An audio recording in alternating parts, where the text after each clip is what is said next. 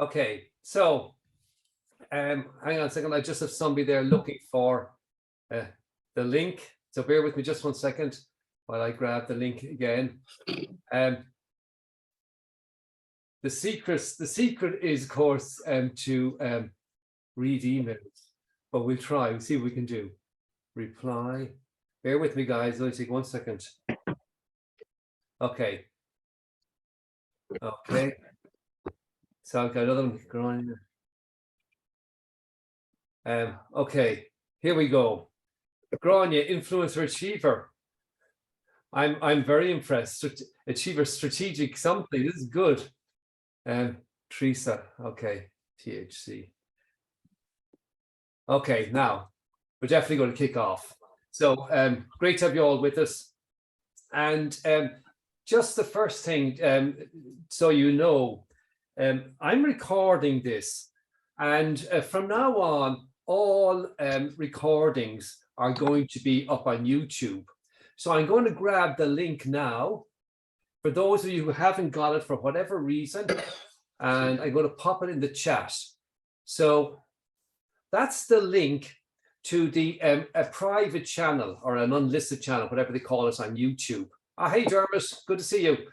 An unlisted channel on YouTube. And from now on, anything I record with the my distributors, my VAAs, is going to go up there. So these kind of sessions will be private. They're not for general distribution. They're only for the likes of yourselves. Hi, Joe. Good to see you. Hi. And so this is where you go to find stuff. So if anybody's any problems with it, anybody can't do it, it doesn't work or whatever, just let me know and I will see what's wrong and I'll fix it. But I'm not going to be storing it all in the Dropbox anymore, these recordings. And the idea is very simple. Instead of searching around and trying to find stuff. Hi, Deirdre, welcome. Hi, thank you for sending it. Yeah, no problem. So instead of searching around trying to find the Dropbox and find this, that, and the other, you'll simply click into YouTube and everything is there from everyone we've ever done since 2019, since I started doing them, will be there. That's the first thing. Second thing is, in the Dropbox, all my notes and things are still there. So here's the link to the Dropbox. So the first link is to YouTube, second to Dropbox. So if you want to get the slide deck I use, you want to get the notes I use, you want to get anything I use, I'll still be leaving all those stuff in the Dropboxes. And so that's the link to the recertification folder Dropbox. You work your way across to 2022 down to September, and you'll find all my notes and bits and pieces. So everything I'm going to do today, you'll find it there. Okay, so today we're going to talk primarily 90% about the wheel. And I've had a few requests actually about this, which sort of surprised me. And I didn't get a lot of requests for other things. I have requests for this, the team report. So I'm going to talk about the two of them, the wheel first, and then sort of segue into the team report. Because the team report is really only an extension of the wheel. That's really all it is, with some more detail popped in there. But I'm going to talk about that. So I want to start, and I'm going to share my screen. I'm going to share my screen for most of this update, because I have a lot of little stuff prepared, and it's easier to do it this way than, so I have it all up on the iPad, and there we go. So I hope you can see all of this. So we're going to start with the wheel with the bars. I'm going to pop up this one first, and oh, sorry, I'm clicking my screen with my mouse instead of touching my iPad. You couldn't make it up. Okay, so here's the TTI Success Insights wheel. And there are a couple of really important points I want to make about it before we even start talking about the detail of it. The first is that it's primarily a visual tool. It was developed, actually it was developed by Bill Bonser with a couple of other TTI guys from the States, some of the VAAs from the States. They were all together once upon a time. They were talking about how could they talk about teams. And they got up on a whiteboard, or no, actually flip chart, and they started drawing this. And 3 or 4 hours later, they designed the wheel, and here it is today. But it is primarily a visual tool to plot a team. That's its primary purpose.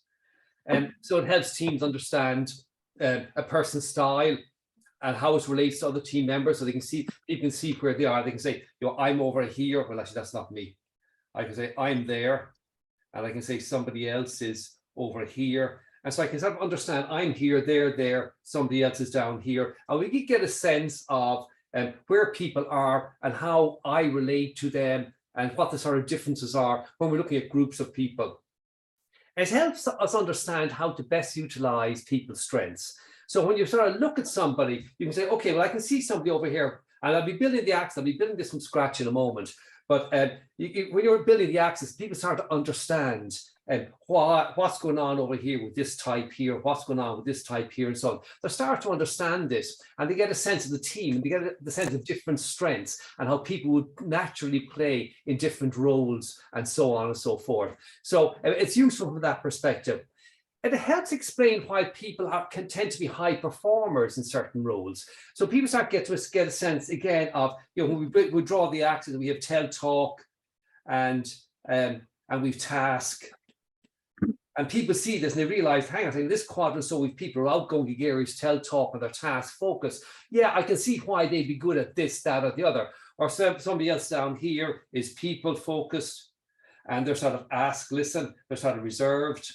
I can understand why somebody down here might fit into another role a little bit differently. So you start to get a sense of, and they start to get a sense of where people fit and why we should, and then they start to get a sense of the idea of balance on the team, that in different roles we need different people.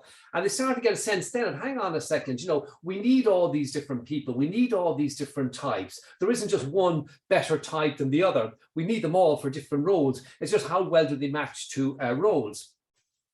It can help determine if there are areas of weakness. So we can say, hang on a second, we've nobody up here. So who's taking care of the books? Who's making sure the cash flow is there? Who's making sure we don't go off on a, I want you to imagine, for example, that, just imagine, just for a second, take all this out for a second, and just imagine that you're looking at, sometimes I am looking when I'm working with a team, you're looking at a team and they're all there. Everybody's there. You got to get a sense of,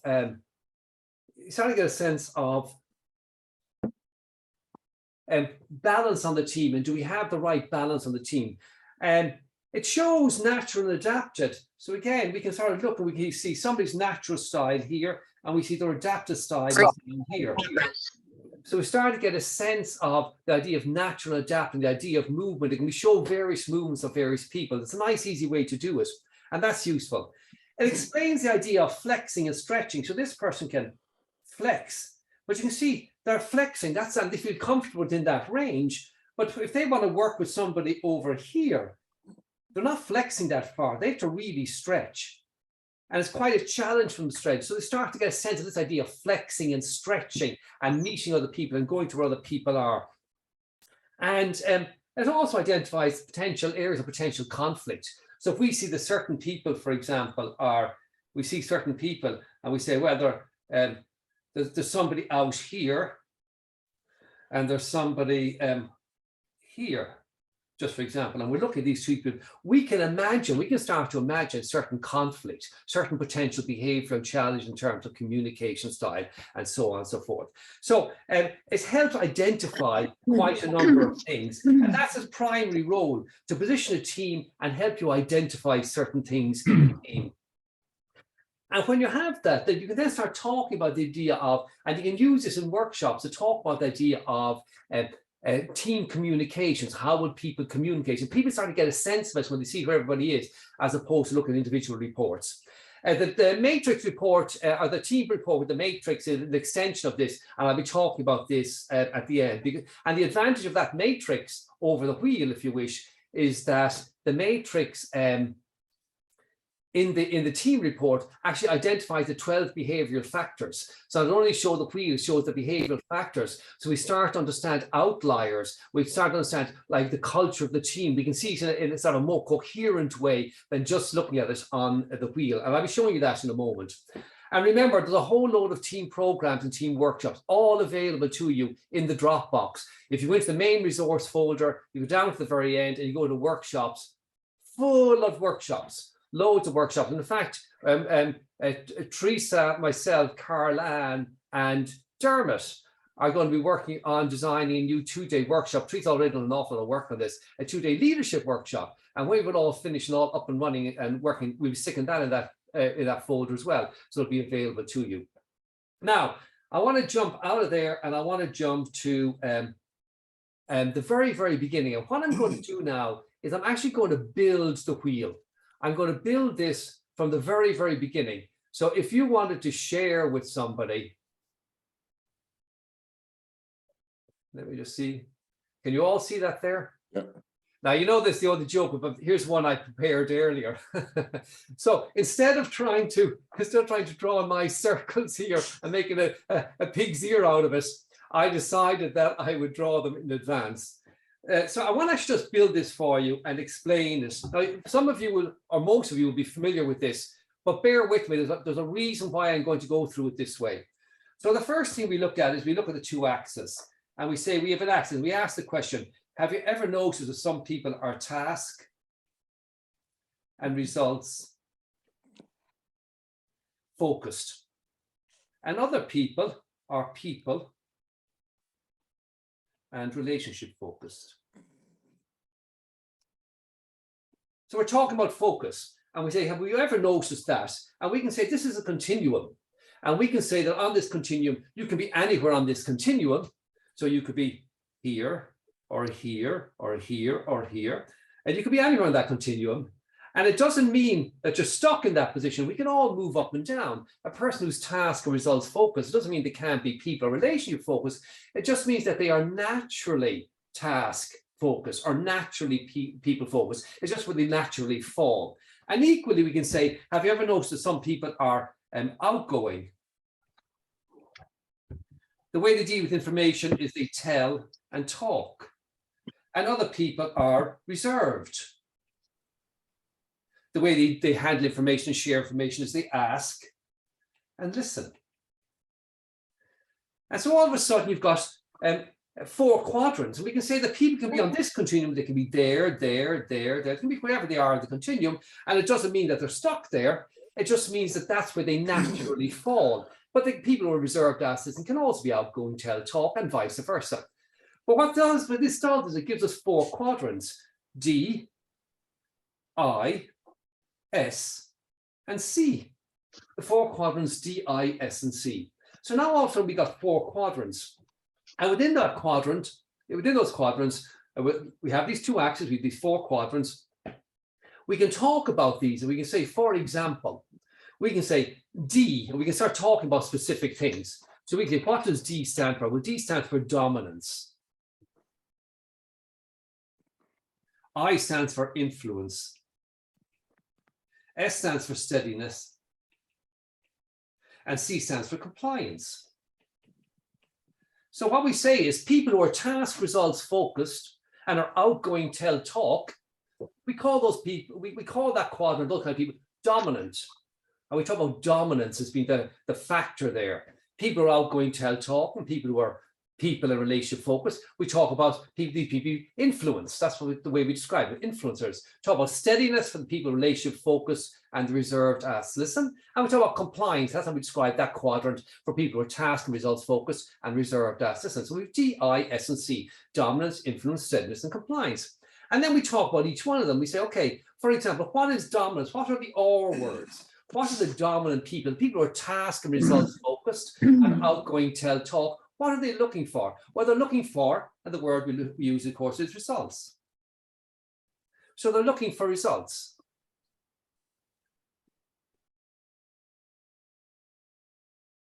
So these people are looking for results. What are the influencers looking for? Well, they're looking for, and we know what it is, recognition. What are the people over here in this quadrant, the steadiness quadrants, the people, relationship focus, and the reserved assets? What are they looking for? Respect. Yeah, respect. I also write in the word relationship. I also say relationship as well, because they are looking for relationships. They want strong relationships as well. And so respect is the key word, though you're right, it's the R word. And in terms of compliance, what are they looking for? What's the R word? To be right. They want to be right. It doesn't mean that they have to, don't misunderstand. It doesn't mean they think they're right about everything. It doesn't mean that they're right and you're wrong. It's just the thing they're looking for, the want to look for, they're looking to be right. The steadiness, people are looking for respect. The influencing people are looking for recognition, and the dominant people are looking for results. This is what they're looking for. What kind of emotion? We can talk about emotion. We can say the dominant emotion, no pun intended, the dominant emotion for the dominant people is anger. The emotion for the influencers. I mean, what the emotion for the influencers is? Optimism. Optimism. Yeah, optimism. On page, optimism. The emotion for the steadiness people, well, we know what it is, don't we? Poker face. Not emotion. They don't show emotion. By the way, they don't show emotion until they do show emotion. Always remember this. And when they do show emotion, boy, do they show it. It comes out, it all comes out. The last 20 years of suppression all comes out in about 10 seconds. And the compliance people, what emotion do they show? What's their emotion? Fear. Yeah, fear. And what are they afraid of? Being wrong. Being Criticism. wrong. Yeah, being criticism. They're afraid of criticism. They're afraid of criticism. What is the steadiness person afraid of? Loss of security. Yeah, loss of security, loss of stability. Loss of security / stability. And the influencers, what are they afraid of? Well, we all know what that is. Rejection or ridicule. Rejection. Yeah, rejection. Petrified to be ridiculed, rejected. And the dominant people, what are they afraid of? Being taken advantage of. Yeah, taken advantage of. So this is what they're afraid of. So now we can say, now we can see here we have 4 different styles, behavioral styles, and we got all words, we got emotions, and we got fears associated with each one. Now, then we look at this and you say something, okay, now people say, yeah, I can understand that. And you say, well, do you know people who are like this, and you have a little chat about it, whatever. They say, now here's what we can do. We can do something else. We can now say that we can merge these. And we can say, well, this D, this is D, this one here, right here. And I'm going to highlight it for a second in red. So we can say that this one here, this is dominance, pure and unadulterated. And then we can say that we can blend these.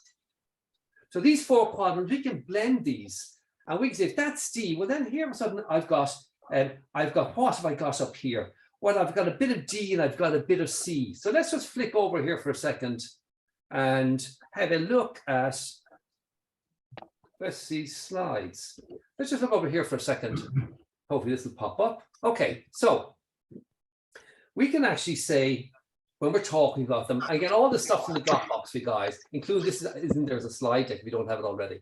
So we can say, okay, here's the D, I, S, and C, the pure. We can talk about the overusing and so on and so forth, how each color reacts to stress, natural emotions, fear and responses, problem-solving approach. And then we can start talking about developing the insight system from simplicity to complexity, i.e. how the 4 become 8. So we start blending them and we start ending up with additional styles. So the conductor blending with the analyzer, we get the implementer. The conductor blending with the promoter, we get the persuader. So we get these 8 styles. Now bear with me just one second. We get these 8 styles. So let's go back here for a second to my graphic here. I say, okay, so here's what I've done. I'm just going to draw a couple more lines. It doesn't matter if my sections aren't perfect, guys, you bear with me if my sections are perfect. So what we're doing now is we're saying, hang on a sec. We've won, and now here we have another one here, this one here. And this one I'm going to color it, just for the sake that I'm going to color it orange. And I'm going to say, here we've got a blend of D and I.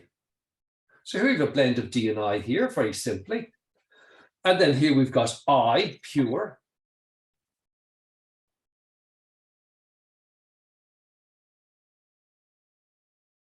And so on and so forth.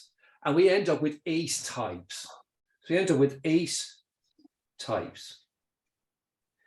And the 8 types are the conductor, the persuader, promoter, relator. And I've got loads of notes there in the Dropbox for you, just describing each one, and then go through them and say, like the conductor, the core D, tend to be direct, decisive, and seek results. The persuader, D and I mix, tend to convince people by appealing to reason, understanding, or emotion, and so on and so forth. Now, what's interesting about that is, okay, now we understand we've built a graph with 2 axes, a task focus, a goal focus, results focus, and a people relationship focus. And then how do we deal with information and how do we interact with the world? Reserved, ask, listen, outgoing, tell, talk. We end up with 4 quadrants: dominance, influence, steadiness, compliance. And they all have particular things we talk about. The R word that they're looking for, what they're looking for, the emotion and the fear. And we have that. And then we can say we can blend these 4s and end up with 8 particular types. And when we end the 8 particular types, we end up with 8 particular types. And we explain the 8 particular types. Now we can look at the wheel itself and say, okay, now what were those rings that Pádraig drew up there? Like, why are there 5 rings? So we see here we have 1, 2, 3, 4, 5. There's 5 rings: the outer ring, the core, and 3 between. What are these 5 rings that the Pádraig built there? Where did they come from? What's the purpose of them? And I want to explain that to you because it's really, really simple. Now, before I actually go into the detail of this and start talking about these particular, each one independently, I want you to look at it there. And the first thing you may notice there are 60 positions on the wheel. And it's important to remember that TTI has 384 graphs and over 2,000 statements it's drawing from for the characteristic section. So when it does a general characteristic section, it's drawing from 2,000 different statements and it's creating 384 different graphs. Now, as you can imagine, trying to put 384 different graphs on a wheel would be pointless. You wouldn't be able to understand or see anything. So what we have here, in fact, is we have the 60 most common graphs. And excuse me. And here's the point to remember. You can get very, very, very different graphs. I'm going to take again my particular one here. And my one here, you can see there, I have D and I above the line, S and C below the line. But I want you to imagine, I'm going to draw 2 graphs here for you, okay? So bear with me. So here we have the energy line, and here's D, I, S, and C. And this is my graph. And here's one, D, I, S, and C. That's a very, very different behavioral factor, as you can imagine. That kind of profile is very, very different. And yes, they both go into the exact same position on the wheel. And this is a really important point. When you're using the wheel, I said my opening comment was, I think I said, what was my opening comment? This is a visual tool to help people understand certain things. It's not a debriefing tool and should not be used to debrief an individual. It's only used in the context of groups of people, because you can see here, we have quite different graphs there, both popping very, very different behavioral profiles. So this is good when we want to talk about, we want to say, okay, I want to talk about this quadrant here. I want to talk about this quadrant of what's going on in this quadrant as a certain style of person. And okay, then it makes sense. Then this makes sense. But when I want to start talking about specific individuals, you really got to leave this wheel and move into the team report. And we'll talk about that at the end. So here we have the wheel. If you, I want to talk about what's going on here in terms of these graphs and these 5 rings. By the way, just to make the point, the numbering, so you see there 1, so 1, 2, 3, 4, 5, 6, 7, 8, and then it goes 9, 10, 11, and so on. And it goes right through, right down to the last one in here in the core. These numbers are purely an organizational structure for the wheel and for research purposes. They mean nothing. They mean nothing. I mean, there's a case made for not putting them on the wheel at all, not having those numbers there, because they mean absolutely nothing. They're of no value to it. So don't ever get confused when people are saying this, I'm 3 or I'm this or that, or what does that mean, or what's it mean to be a 1 or this? Ignore it. It doesn't mean anything. say it means nothing. It's just a numbering system so we can actually relate to particular positions on the wheel. Okay. The first thing is we've got 4 major plot points. And I'm going to change my color here. Okay, so we have 4 major plot points. The first one is D, the next one is I, the next one is S, and the next one is C. And the plot points, there it is. So here's the first one. We have D above the line, 1 factor. It's what's called a, and they give me the name. What do we say when there's 1 factor above the line? What's the word? Pure. It's a pure style. So D has 1 factor above the line and 3 below, and there it is. It's D above the line, I, S, and C below the line. I has 1 factor above the line and 3 below, and it is I is the one above the line, and 3 are below the line. S has 1 factor above the line and 3 below the line, and C has 1 factor above the line and 3 below the line. So those D, I, S, and C, those first 4 plot points have 1 factor above the line and 3 below the line. In between them, we then have these blended ones that we talked about, where we now have on the outer ring, we now have 2 factors above the line. So we have the D and the I, in this case, is the average. This particular, the scores in here, in this persuader, these graphs are just averages of the D and the I. So if I look at this D, this here, and I look at this I down here, well, this persuader here, so the conductor, promoter, the persuader, these are just averages of the other 2 graphs. That's all. Okay, so just averaging, that's the only way to think of it. So here we've got 1 above the line, here we've got 1 above the line, but here we've got the 2 of them above the line and 2 below the line. And the same here, relator, we've 2 above the line, what are they? Well, it's the I and the S, of course. And here, the coordinator, we've 2 above the line, well, it's the S and the C. And the implementer is the C and the D above the line. So in the outer ring, we start with 4 positions, which is the pure style. The D, I, S, and C, each one in turn above the line with the other 3 below the line. We then have in between them in positions 2, 4, 6, and 8. We have the positions where we have the blended types, if you wish, the persuader, relator, coordinator, and implementer. And we have 2 above the line. And that's the outer ring. And a couple of comments here. The language we use in the DISC report, so when you look at the behavioral characteristics or you look at specific descriptors, for example, when you're out here on the ring, these are very, very accurate. So if you're out in ring number 1 or ring number 2, and I'll come to ring number 2, 3, and 4 in a moment, but if you're out in ring number 1, ring number 2, the terminology, the words, everything we say about the D becomes really, really accurate. As we move in, as we start moving in towards the core, the language becomes less accurate. Can anybody tell me why? Or blend. Pardon? More blend. Yeah, more of a blend. Exactly, it's as simple as that. So we're getting a blend, more of a blend of styles of behavioral side. There's less extreme. So for example, you see here, for example, in point number 12, it's still D, but you can see, as it is in this one here, it's still D, but you can see in fact in this one that S and C are also above the line. So as we move in towards the core, the center of the wheel, the people become more flexible, is the word we're using. They're flexible. And think about this, how easy it is for this person to stretch to here, here, and here. Well, it's quite easy, as opposed to this person.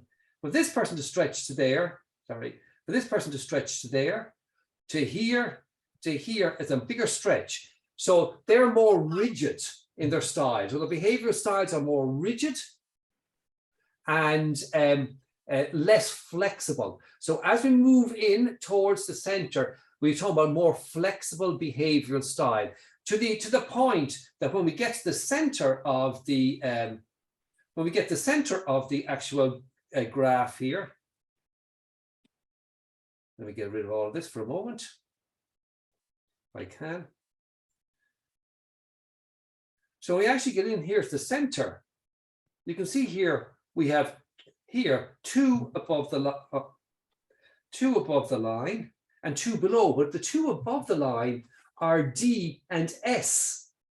And D and S are directly opposite each other on the wheel. So we call this a cross. They're actually pulling across. So they have a potential me conflict. They become so flexible.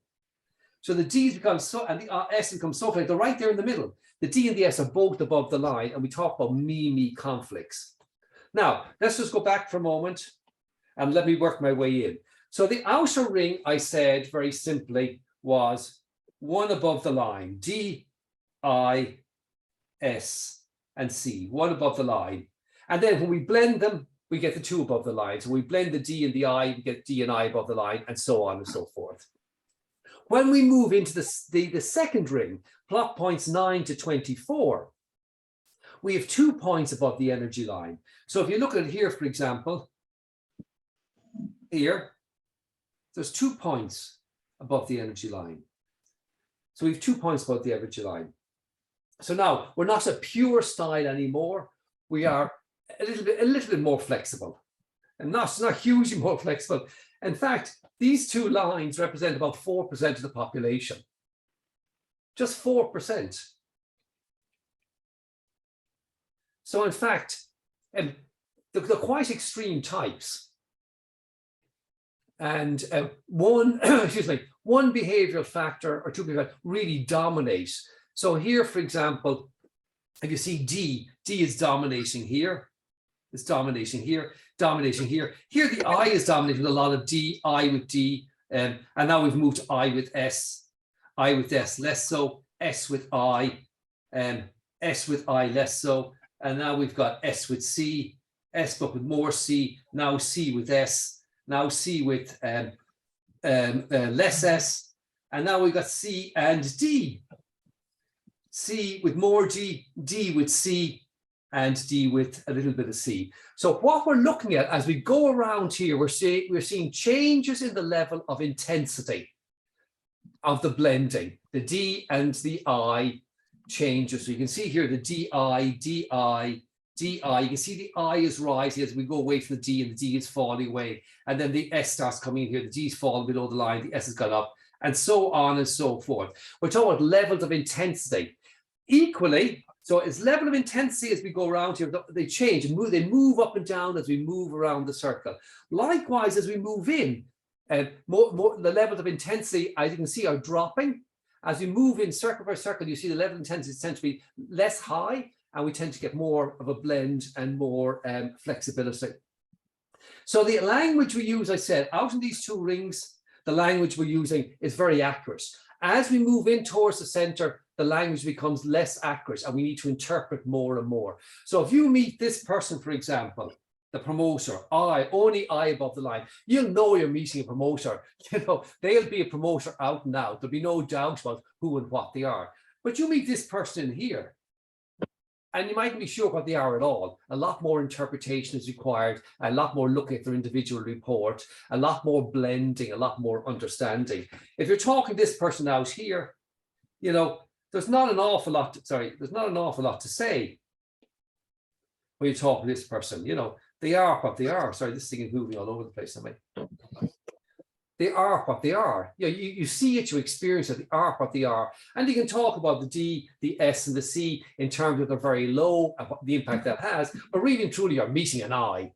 But when you meet this person, you're meeting I, S, and C. You're meeting, look at the D is well down there, the I is well up, the S above the line, the C above the line. A much more complex blend of behaviors and a lot more interpretation required. So when we move into the third ring, we have 3 pop points above the line. 3 pop points above the line in the third ring. The 25 to 40 contain 3 passing points. People's behavior style appear to be more adaptable or flexible, is what I've written down here, as a result of having 3 passing points above the midline or energy line.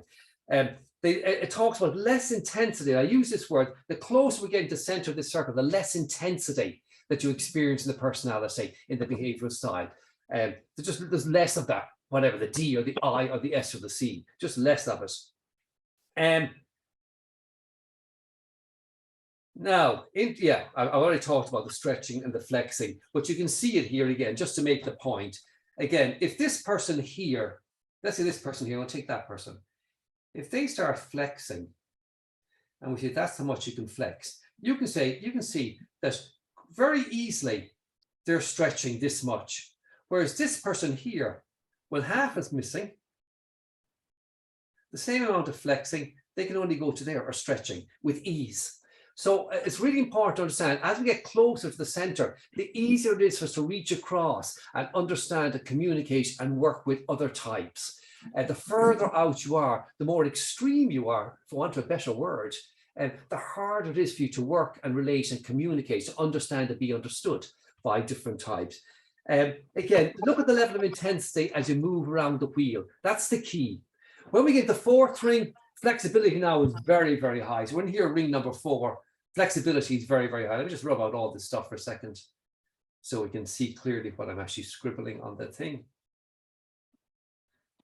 Okay, so when you get into number 4 here, so we take this position 42. Oh, we'll take a different one for a change. We take the position down here, position 50. Oh. So what do we have here? Well, what we have is we have C above the line, S above the line, sorry, D above the line. We have I above the line, we've S above the line, and we've C below the line. So think about this. We've D above the line, we've I above the line, and we've S above the line. So this person, and the C is below the line. So this person is really quite flexible, aren't they? You can imagine them communicating and work with a range of different people. And again, if you want somebody to go out and we often talk about sales, it's just really interesting, just talk about sales for a moment.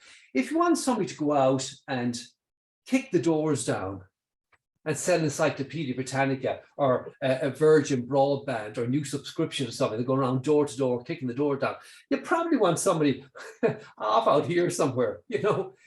But if you want somebody handling inbound sales calls or doing high ticket sales or whatever, you probably want somebody in a different kind of position. And the example I often give to people is, I want you to imagine that you're selling aircraft leasing. Do you think somebody out here is going to do well selling aircraft leasing? I don't think so, because who are they going to be talking to? Who are they going to be working with? They're going to be working with people over here. Financial types, all spreadsheet based, it's going to be a different kind of sell, different kind of communication. It may be what we call an enterprise sale. They may be selling to a whole range of different people. So they may be selling, for example, to the managing director. They could be selling to the CFO, the COO, the chief technical officer, a whole plethora of things, a whole plethora of people involved in this thing. And this person has to sell to all of them, has to communicate with all of them, has to be very diplomatic and very. So you can clearly see this person here isn't going to work, even though we typically think of this kind of person outselling. So just keep in mind the whole idea of flexibility, intensity, a capacity to stretch and flex and relate to other people as you move through it. And the last one I want to talk about is the 5th ring in here, right here at the core, where we've opposites are across the line. So now we actually have the opposites across the line. So we have, for example, here we have the D and S across the line. Here we have the I and C. Here we have the D and again, the S and D.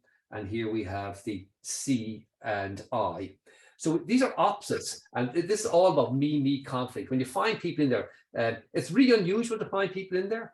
But when you do find them in there, the thing to remember is that they are, in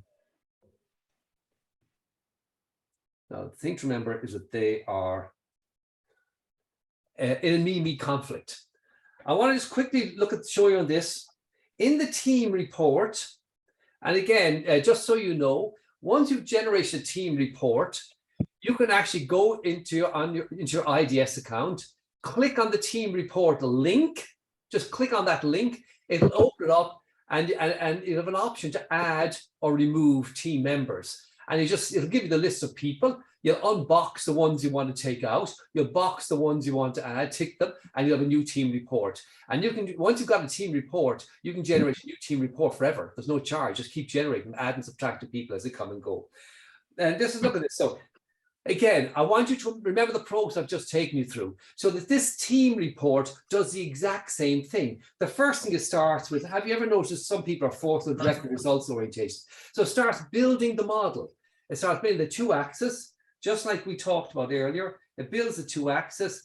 It talks about task, results, people, whatever, inward, outgoing, reserved, and so on. It talks about these very things, and it gives you a definition: dominance, influence, settings, and compliance, and use the P and C words: how you deal with problems and challenges, how you influence your point of view, people and context, how you respond to the pace and environment, pace and consistency, and how you respond to rule and procedures and constraints. So it talks about the P and C, it talks about these four, and then it takes and breaks up into 8. It does the exact same thing that we did there in the beginning. It actually breaks up and says, how do we combine these? So we end up with our primary styles: conductor, promoter, supporter, and analyzer. And then we end up with our blended sides: DI, persuader, IS, relator, SC, coordinator, and CD, implementer. It shows you that. It shows you actually how you build that. And it gives you a definition of each one, so that you can actually describe and explain it to people as you go through. And then it jumps down and it actually talks about each one of them. It talks about each one. And it says, okay, 11.9% of the population normally fall in this category of supporter, the S. In your team, 40% of the team are falling into that category. So normally 12%, in your case, 40%.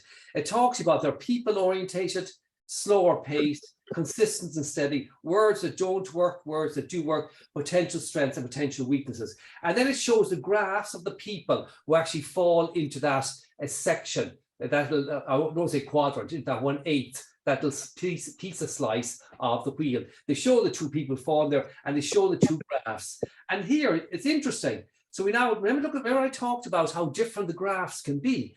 Here you're looking at, look at this. You're looking at A. Joe and F. Jones. These are quite different, quite different graphs, and yet they're both falling into that. And we'll see in a moment where they're falling. This one, as you can see, the D and the S are above the line. So where do we think that's going to be? In towards the center, right into the core. This one here, the S and the C are above the line, the I and the D are below the line. So we'll see when we get down to the team wheel where these are, and you'll see how they fit in there, how the different graphs fit in. And then it goes through each one. Persuader, there's 20% of the team are there, normally 30% of the population gives the graph, and so on and so forth. It goes through each one and it shows them all.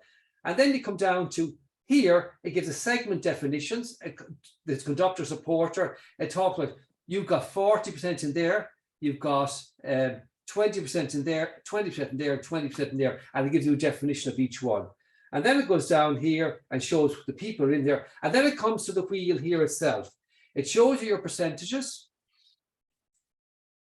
and it gives you definitions: persuader, influential, charismatic, confident, optimistic, independent, quick to change. It sort of talks about these things in it, and then talks about the ideal environment. Again, this persuader here, competition with others, testing of new ideas, results through people, persuasive communications, enthusiasm. So the ideal environment for the team members.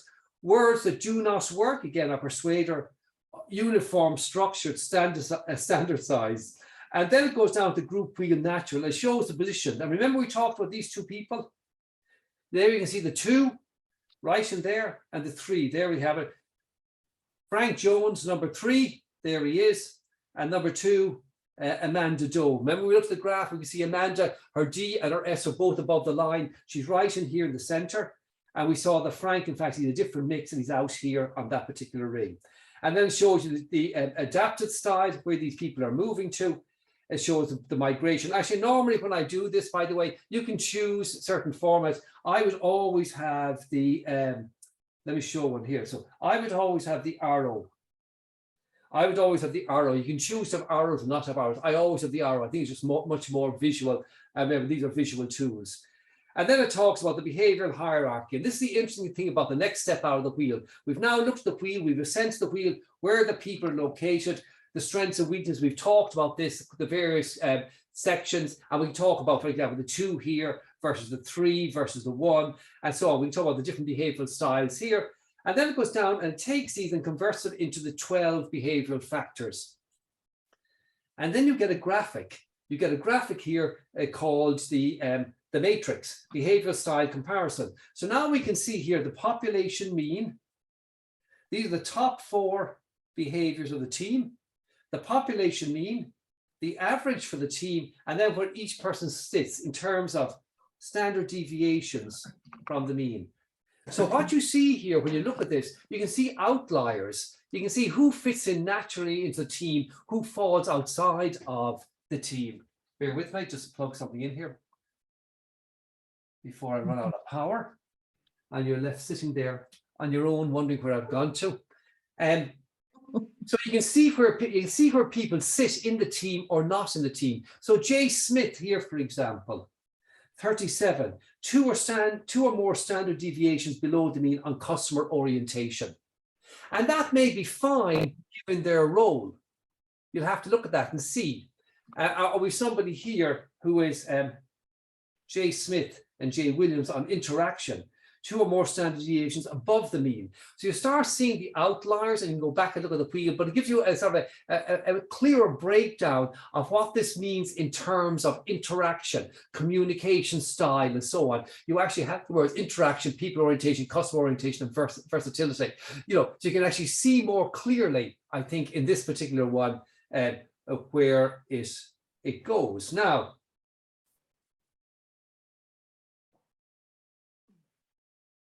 that was 50 minutes. Well, actually, it was 45 minutes. So I timed it yesterday, and in fact, it was 45 minutes when I did it yesterday. So, and Q&A. I presented to you as best I could. As I said, this has been recorded. You can go back and review this at your leisure. Any questions from anybody? The floor is open. Ruth, go ahead. You said 4%, so the outer ring is pure. And then you were talking about the second ring. Did you mean that the 4% applies to both the Yes. outer ring and number 2 ring? Yeah. Those combined, so 4% of the Yes. population? Yeah. Now, by the population, remember what we're talking about. By the population, we mean those people who've completed our assessment in that language. Because remember, okay, so just remember all these things. This is not the world, the population of the planet. I mean, if you think about the people who are completing these assessments, they're of a certain educational standard, they're from a certain socioeconomic background, they'll be from certain parts of the world.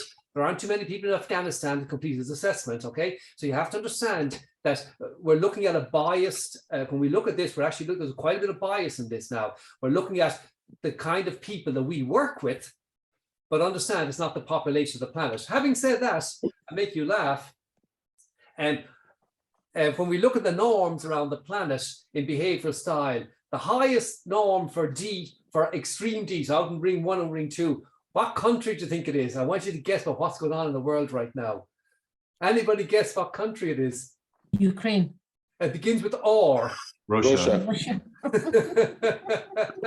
Yeah, the high on the norming, that country is the highest D of any country we've normed on the planet. You know, it's really sort of interesting, isn't it? You know, I mean, we won't go there and have a long conversation, but it is sort of interesting nonetheless. Okay, questions? Rita. Yeah, I was a bit confused about that too. So are you saying that most people have 3 factors above the line, not 2 factors? Yeah, what we're saying is that most people, the majority of people are in closer to the center. They have 3 factors. Yeah. Okay, good. Yeah. Actually, no, I'm wrong. Ruth. No, I'm wrong. That's wrong. What I said was complete gobbledygook. And the 4% relates to the outer ring only. That's what I thought. Okay. That what I said was gobbledygook. It's the outer ring only. The majority of people actually sit in the second and third rings is where they sit. That's where the majority of people sit. Thanks. And the 4th and 5th rings are a very low percentage. Again, I think the 5th ring is something like, at top of my head, I stand corrected on this if anybody knows better. I think it's like 2% or something of the population fall in there inside in ring number 5 where there's a cross. I'm pretty sure about 2%. So the majority are in 2, 3, and 4, and the majority of those are actually in 2 and 3. Thank you. Oric, do you have an approximate percentage who falls into 2 and 3? I'm sorry, separately? I can't hear you properly. Is there?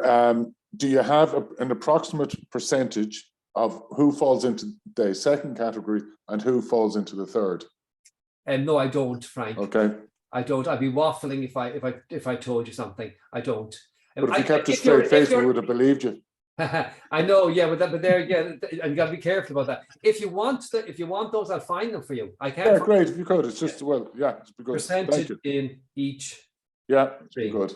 Yeah, I will. Yeah, I'll find it. Yeah, I'd be interested to know myself the exact percentages. Great. Again, it will remember it will vary per norming. Uh-huh. Yeah, it's fair per norming. Questions? Observations?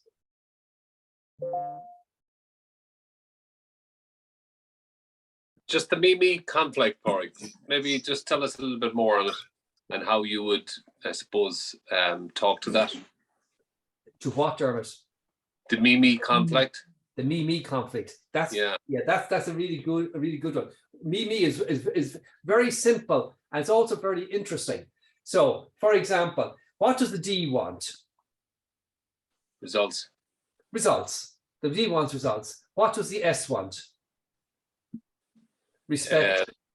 Respect. Recognition. Okay. So they want respect or not recognition. Relationships. So expect relationship.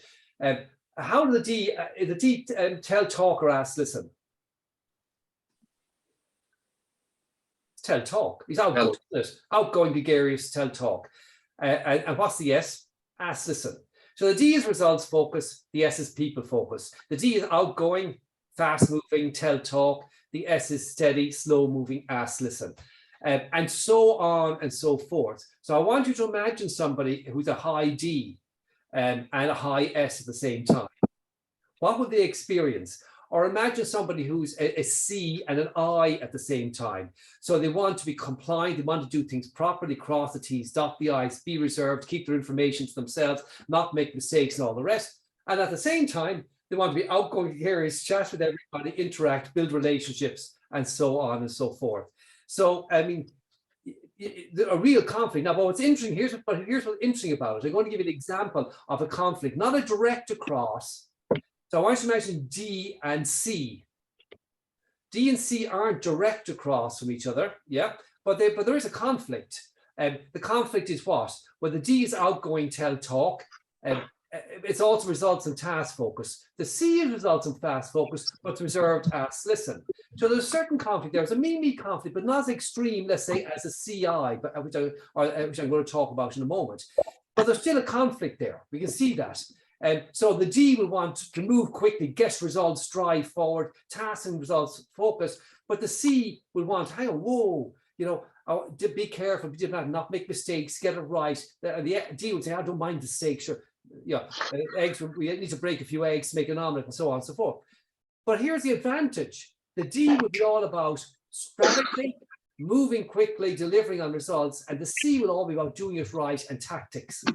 Interesting blend, even though the conflict there, interesting blend. And the I and the C, even more interesting. So the I is all big picture. It's all big picture. They always see the big picture, thinking about new opportunities, new ways of doing it. It's all about strategy and whatever. And they're pretty useless at the implementation. The C is all about implementation, detail, and pretty useless at strategy. You get an I and a C, which is a direct conflict in terms of style.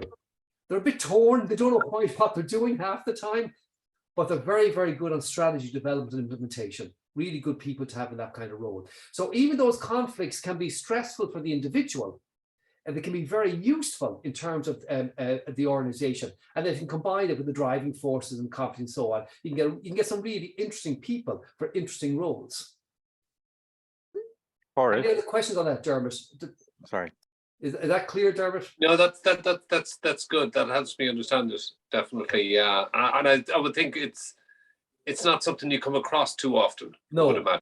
Yeah. No, yeah. They're unusual. They're unusual. They're unusual. Yeah. Thanks, Mark. Yeah, but they're interesting. I've known a couple. I worked with one. One's a client, an entrepreneur, and he's an IC. He was in the middle, and he was a really interesting guy. It was really, really interesting. Actually, I never quite knew who I was talking to. But it was really, really interesting. You know, it depended on, for a while I thought he was bipolar, then we met him, I realized he was just I and C. Did he know himself, did he? Huh? Did he know himself who he was? No. Yeah. Until we measured it. It was sort of interesting, it was funny, and he's very successful. Yeah. Very successful, you know. And he's holding me to account. It always struck me. Before I knew his profile, I couldn't understand how this gregarious, outgoing, chatty guy would then all of a sudden focus on a detail and really hold me to account. Well, that's not what you said last week. I go, huh? How do you remember that? So he was very, very good at it. But interesting character. Other questions, observations? Paul, would you give an example of 3 factors over the line then, in the same way? You Yeah, were saying three- you had to treat it very differently, yeah. Yeah, so 3 factors. I mean, okay, let's take D, I, and S. And all above the line. So if we look at D, I, and S all above the line and C below the line, what do we actually have here? Well, we somebody who is results, task, focus, outgoing, gregarious. I, outgoing, gregarious, people focus. S, reserved, ask, listen, people focus. So where are they going to be on the wheel? Typically, where do you expect them to be? In rings number 3 and 4. Now 3 and we're 4, expecting to be. So by their very nature, what are we saying about them? Well, actually, they're nothing really. They're not one or the other, not D, they're not I, they're not S. They're a blend. They're flexible people. And sometimes when we measure people and we work with them, or we work with them, we find it very hard to get a handle on them. Because in fact, they are very flexible people. They don't have a dominant behavioral style. They're not saying, oh yeah, we can, when you meet them, you're not quite sure what they are. And they get on with lots of people. I actually, my number 2 for years, my financial, my CFO, when I was running my investment companies years ago, my CFO was right in the center. He was like in ring number 4. And I mean, just depending who he was talking to, what he was. He just like flexed and changed and adapted really easy. Never got fluffed, never got fussed. I'd be getting all uptight and angry and battling or whatever, and he would be calm and cool and collected. So yeah, so there. I mean, if you said, Breda, to get on in life with other people, where's the best place to be? Maybe again, I'm not sure I'm even allowed to say what I'm going to say next. But you're probably, the closer you are to the center, probably the easier life is going to be for you. Yeah. In terms of your ability to work with people, communicate with people, and so on. I'm way out. I'm out in number 11, you know, and you're way out as well, really, you know. So we're way out there, and so it's challenging for us. It's challenging for us to have patience, to listen to others, to stretch, to go to where they need us to be. Because remember, we're supposed to be the adult in the room. And remember EQ. Remember EQ, guys. What's the definition of emotional intelligence? It's actually the ability to adapt. If you're not aware of yourself and your style, if you can't regulate yourself and style, adapt and change your style, move to where the other person is and communicate and work with them and understand them in a way that they need to be understood or whatever, then you don't have emotional intelligence. So a behavioral adaptation for people like me is much harder. EQ for somebody like me is much harder than somebody who's closer. They naturally stretch and flex and so on. And that makes sense because we're a team of 3 and 2 of us have 2 factors above the line and 1 has 3 factors, and she's definitely the calmest, most flexible of the team. I always say she's a great leveler, is what I say about her. Great leveler for sure. Okay, we've 1 minute left. Any other questions, anybody? Okay, Is there a good. danger, Pádraig, Go I'm ahead. just thinking about that 3 above the line factor. Is there a danger if you're in a leadership position, for example? Sorry, sorry, say that again, Derry. 3 above the line, danger that. 3 above the line, is there a danger in that position, perhaps, that people don't know what they're getting because it's so blended that there's a lack of, it can generate a lack of trust?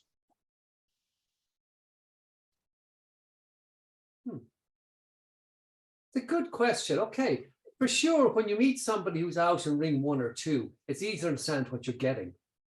For sure. And when you get into the closer in behavior styles, it's an interesting question. I've never actually thought about it in that way.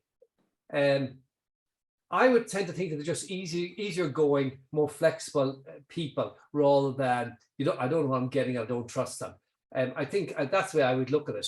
But yeah, I can imagine how somebody would say, hang on, like, Well, if they develop a reputation of being different things to different people, yeah, it's a fair comment. I've actually never been asked that. I've never thought it that way. It's a fair comment. I consider that to be emotional maturity, but maybe not. I mean, I can see how it would be perceived differently, particularly by somebody who's out in rings number 1 or 2. Well, I think in Brita's example, it's different because she knows the person over a period of time, but I'm just thinking if you met somebody, you know, that you're not meeting a lot. Yeah, it's a fair comment.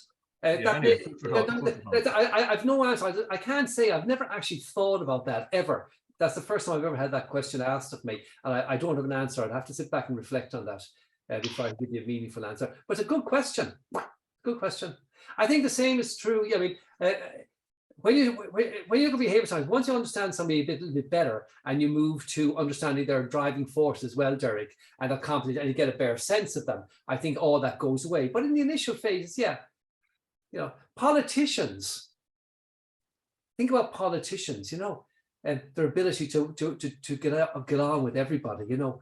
And I'd love to. I actually wanted what I was a friend with a politician who's currently in power, currently minister. I was friends, and I asked him at the time, any chance we could? Do you think we could go in there and measure all the politicians anonymously and the political parties or whatever? I'd love to do it as a piece of research. He said, not a hope. He said, not a hope, but it would be fascinating. Okay, anything else, anybody? Okay, remember you have the link just before you go. Can everybody see the links? Anybody who came on later, can you see the links in the chat? Yeah. The links to the YouTube, All there. and can you see the links to Dropbox? I want to. I'm on my mobile now, Porrig, so the electrics have their. Yeah, that's okay, but you'll find it in the chat. The chat will be in the Dropbox. You'll find the links in the text in the Dropbox. The chat will be in there. The video won't be in there, but the chat will, the text will. Okay. Thanks, everybody. Yeah, Thank you. whatever. Sorry. Bye. Keep plowing the Thanks, furrow. Padraig. Thank you. Guys. Cheers. Thanks, everybody. Bye-bye.